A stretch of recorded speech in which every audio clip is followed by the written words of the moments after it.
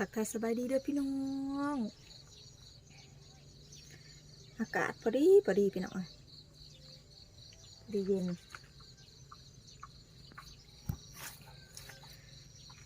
สิมาเลาะเบิ่งอันนะต้นกล้วยพี่น้องบางเตี้ยว่าบางเตี้ยอันปาชิตัดอันต้นมันออกชิตัดถิ่มพนันตัวมันน้อยให้เด็กพี่น้องเพิ่นพาไปตัดพิษพี่น้องเอ้ยไปตัดอันถือเครือกล้วยน้องไม้เอ้ย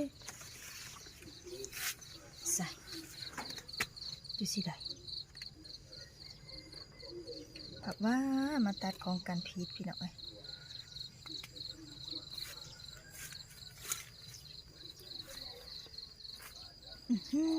นี่นะ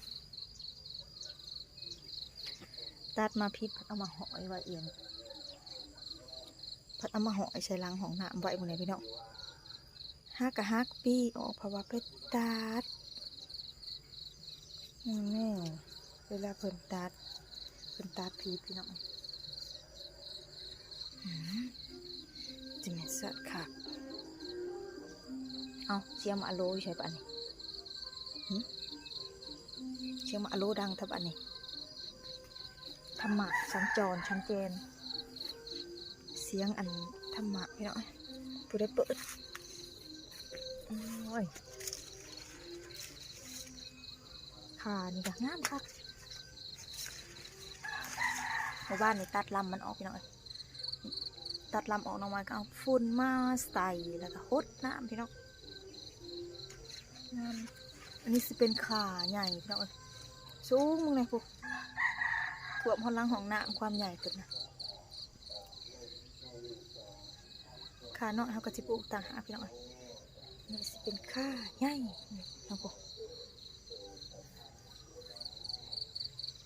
เดี๋ยวเราสิเขาสวนกันอีกพี่น้องอันนี้คือเป็นขาเนาะพี่น้องติดออกมาเสียหยาแล้วก็เอาฝุ่นมาใส่นี่กำลังโป่งพี่น้องตัวนี้ปลูกใหม่กำลังเริ่มออกหน่อเด็กกำลังออกพี่น้องหยาดเวลามาเสียหยาใส่ฝุ่นเครื่องปลูกของฝังพักกันจ้ะพี่น้องบัวหดพักไป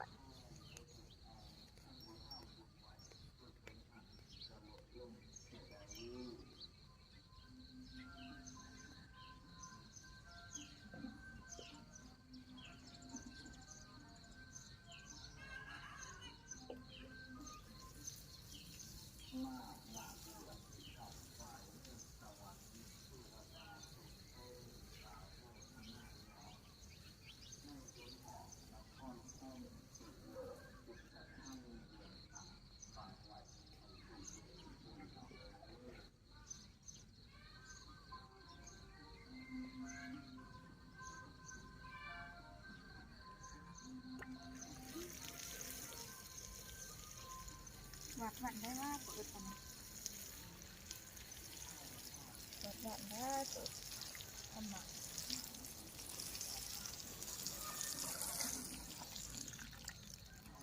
ใส่สายยางเอาว่าฝุ่นเปิดเลอะไปเบิดเลยแล้วบัวหดปะ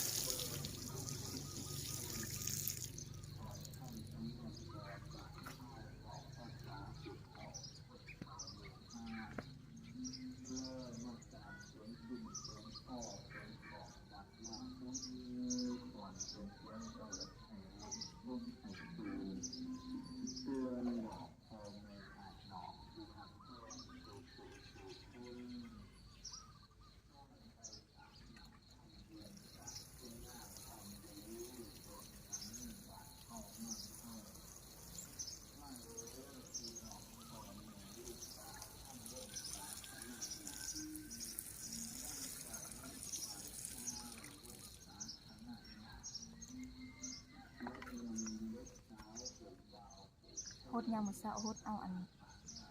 ล้างน้ำหมอกลงหั่นเด้อพี่น้องมันจังงาม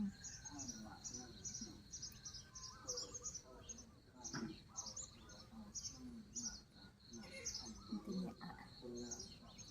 อะไรหลาย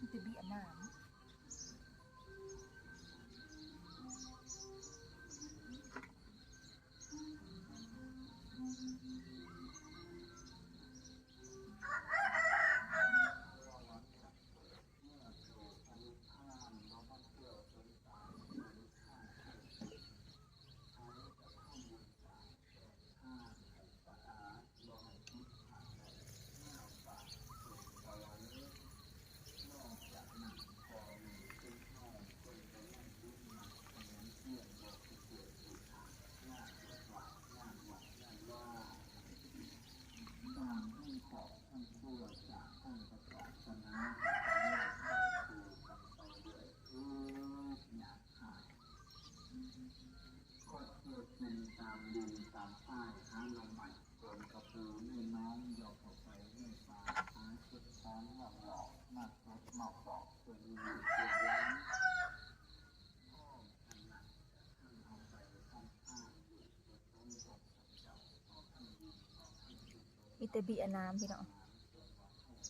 เบี้ยน้ำกับเบี้ยเนี่ยงอกอันหยาแฮบโมเชียร์แล้วก็ยังปงออกมาพี่น้องพอหลีใบเลยได้นี่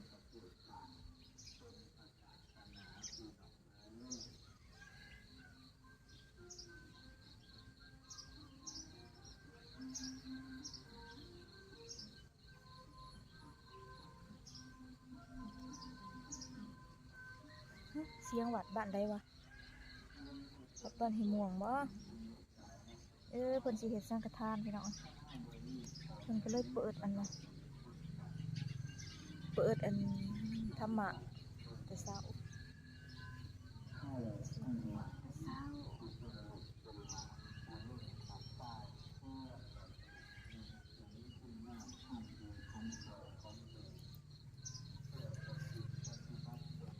โอเคแล้วจ้ะพี่น้องมาวันนี้ก็ต้องมาขอจบคลิปไปสักก่อนเด้อพี่น้องเด้อ